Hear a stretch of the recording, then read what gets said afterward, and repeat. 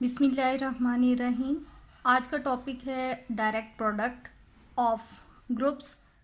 हम इसमें direct product के बारे में डिस्कस करेंगे और जो डायरेक्ट प्रोडक्ट से बनने वाले ग्रुप्स हैं उनके एलिमेंट्स भी डिस्कस करेंगे और उन एलिमेंट्स का ऑर्डर भी डिस्कस करेंगे और इसके अलावा ये चेक करेंगे, एक थ्योरम डिस्कस करेंगे कि जिसकी मदद से हमें पता चल जाए कि ये direct product is a cyclic और नॉट अ साइक्लिक।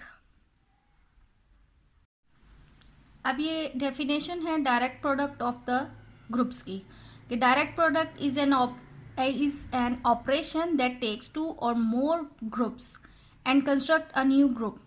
यानी डायरेक्ट प्रोडक्ट में दो या दो से ज़्यादा ग्रुप्स से जो है वो एक नया ग्रुप कंस्ट्रक्ट हो जाता है। ये जिस तरह हमारे पास अगर एक ग्रुप जी है और एक ग्रुप एच है तो इनका डायरेक्ट प्रोडक्ट को हम जी क्रॉस एच फॉर्म में लिखते हैं। ये डायरेक्ट प्रोडक्ट जो है ये कार्टेशियन प्रोडक्ट ऑफसेट से मिलता है। जिस तरह कार्टेशियन प्रोडक्ट में उनके एलिमेंट्स लिखते हैं ऑर्डर पेयर की फॉर्म में, इसी तरह डायरेक्ट प्रोडक्ट में जो नया ग्रुप है उसके एलिमेंट्स भी ऑर्डर की फॉर्म में लिखे जाते हैं।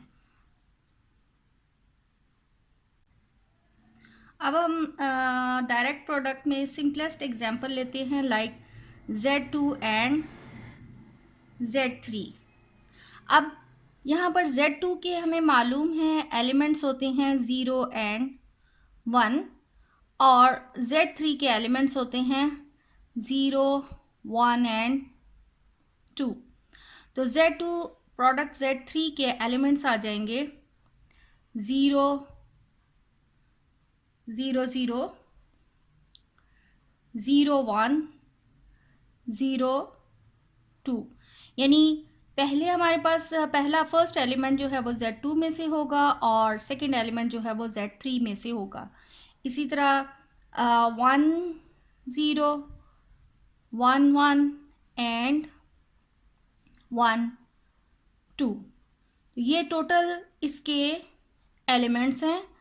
यानी Z2 डायरेक्ट प्रोडक्ट Z3 इसका ऑर्डर जो है वो 6 है। तो इसके ऑर्डर हम यूँ भी कैलकुलेट कर सकते हैं, यानी 2 मल्टीप्लाई बाय 3 इज इक्वल 6।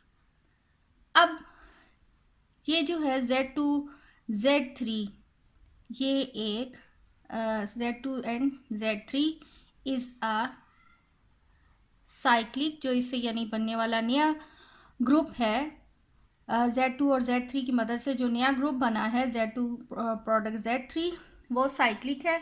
अभी इसको हमने साइक्लिक कहा है, डेफिनेटली इसका कोई फिर जनरेटर है।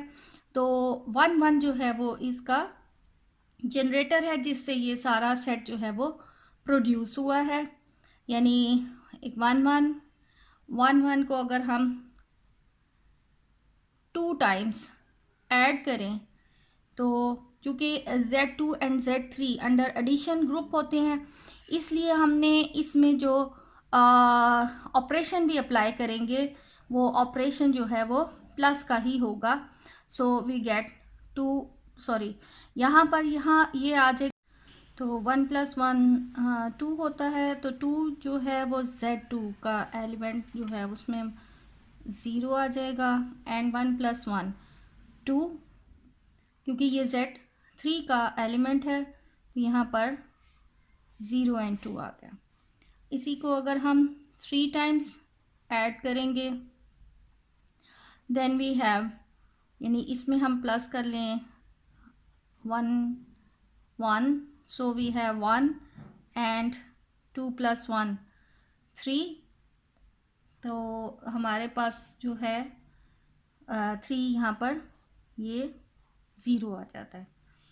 अगेन अगर हम 4 करते हैं 1, 1 ऐड, यानी कि 1, 1 को 4 टाइम्स अगर हम प्लस करें तो हमारे पास है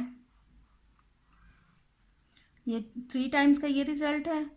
और इसमें हम अगर 1, 1 ऐड करें देन वी हैव 1 + 1 2, 2 आ गया। तो 2 चूँकि Z2 का एलिमेंट है सो इट्स 0 एंड 1। अब 5 टाइम्स अगर हम 1 को ऐड करें, सो 4 के साथ जो रिज़ल्ट आया हुआ था 0 एंड 1, और एक दफ़ा फिर उसमें 1 ऐड कर लिया जाए, so we have 1 and 2 and 6 and 1 यानी 6 टाइम्स अगर ऐड किया जाए, सो ये 5 टाइम्स का रिज़ल्ट, और 1 इसमें ऐड करें, सो 0 एंड 2 + 1 3 Z3 में 0 होता है। तो हमारे पास यहाँ 1 जो है is a generator of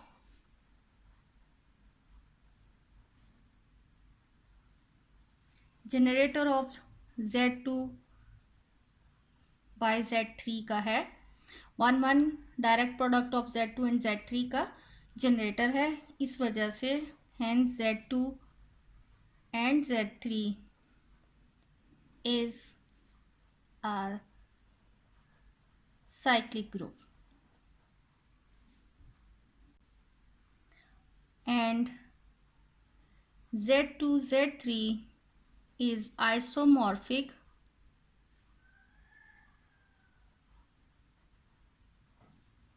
to Z6। एक और एग्जाम्पल हम करते हैं। अब एक और हम एग्जाम्पल लें Z3 बाय Z3। अब इसका ऑर्डर जो है वो 9 एलिमेंट्स आ गए, इसका ऑर्डर जो है वो 9 है, क्योंकि 3 × 3 9 इसका ऑर्डर है, और इट इज़ नॉट साइक्लिक।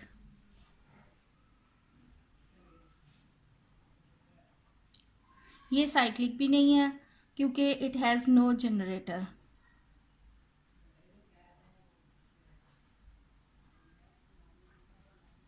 अब यहाँ पर एक थ्योरम कर लेते हैं जिससे हमें डायरेक्ट पता चल जाएगा कि हमारा ये जो ग्रुप है ये आया साइक्लिक है या साइक्लिक नहीं है।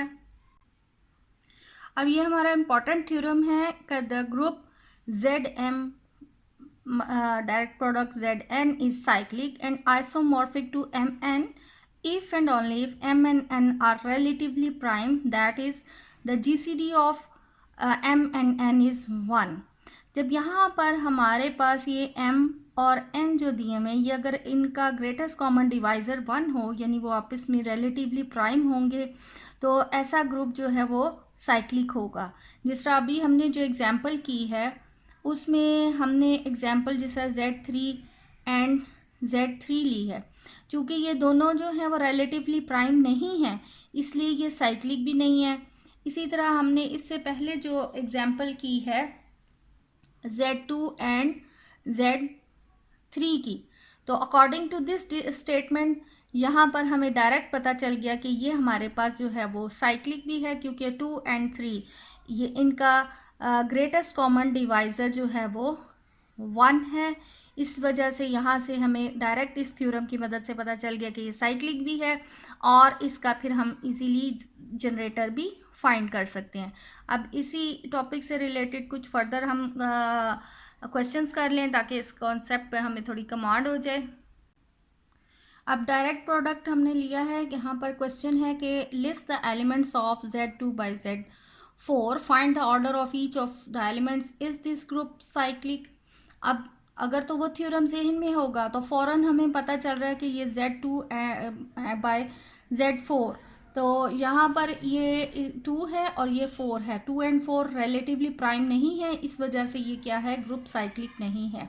अब हम इनके एलिमेंट्स लिख लें, तो Z2 बाय Z4 के, तो Z2 हमारे पास जो है एलिमेंट्स उसके आ जाएंगे 0 एंड 1 होते हैं Z2 के, सो फर्स्ट एलिमेंट 0 और Z4 के एलिमेंट हैं, Z2 के एलिमेंट्स हमारे पास होते हैं 0 एंड 1, और Z4 के एलिमेंट्स होते हैं 0 1 2 एंड 3। तो Z2 0 और Z4 0 0। इसी तरह 0 एंड 1 0 2 0 3 एलिमेंट आ गया, एंड 1 0 1 1 1 2 एंड 1 3। तो टोटल इसके नंबर ऑफ एलिमेंट्स जो हैं वो 2/4 8 है।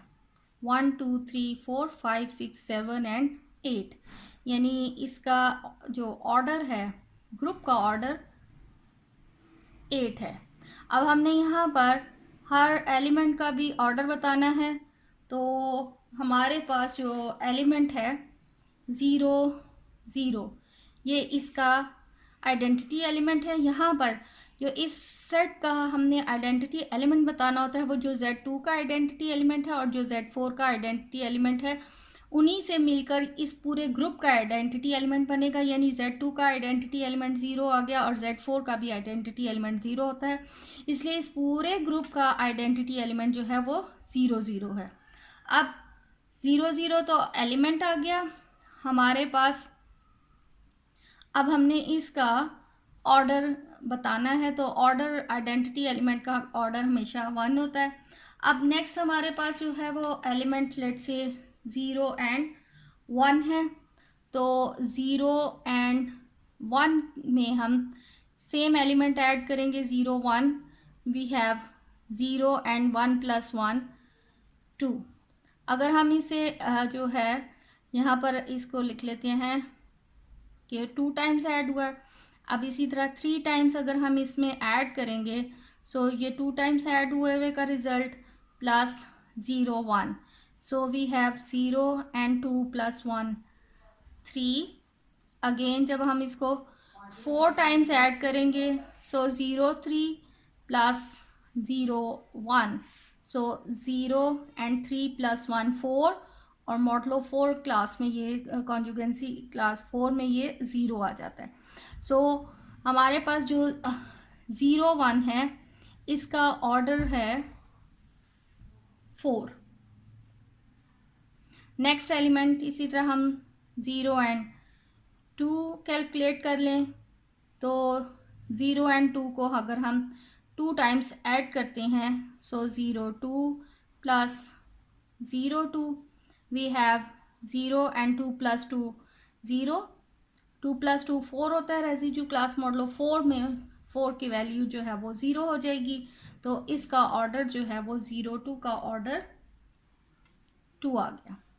इसी तरह फर्दर तमाम एलिमेंट्स जो हैं वो डिस्कस किए जा सकते हैं, तो यहाँ पर मैं उनके डायरेक्ट ही ऑर्डर लिख दूँ। ऑर्डर हमारे पास 0 3 एलिमेंट है। अभी आप खुद देख लीजिएगा इसी पैटर्न पर, तो 0 एंड 3 का ऑर्डर जो है वो 4 है। नेक्स्ट एलिमेंट है 1 एंड 0, तो 1 एंड 0 का ऑर्डर 2। फर्दर 1 1 1 1 इसका एलिमेंट है, ऑर्डर है 4, एंड 1 एंड 2 इसका ऑर्डर है 2, एंड लास्ट 1 एंड 3 इसका भी ऑर्डर जो है वो 4 है। अब यही प्रैक्टिस के लिए असाइनमेंट के तौर पर इसी क्वेश्चन को आप रिपीट करें Z3/Z4 से, यानी इसके आपने एलिमेंट्स भी कैलकुलेट करने हैं, उन एलिमेंट्स का ऑर्डर भी, और आया ये साइक्लिक है कि नहीं। तो चूँकि 3 and 4 they are relatively prime to each other, इसलिए ये साइक्लिक भी है, और इसका आपने जनरेटर भी फाइंड करना है।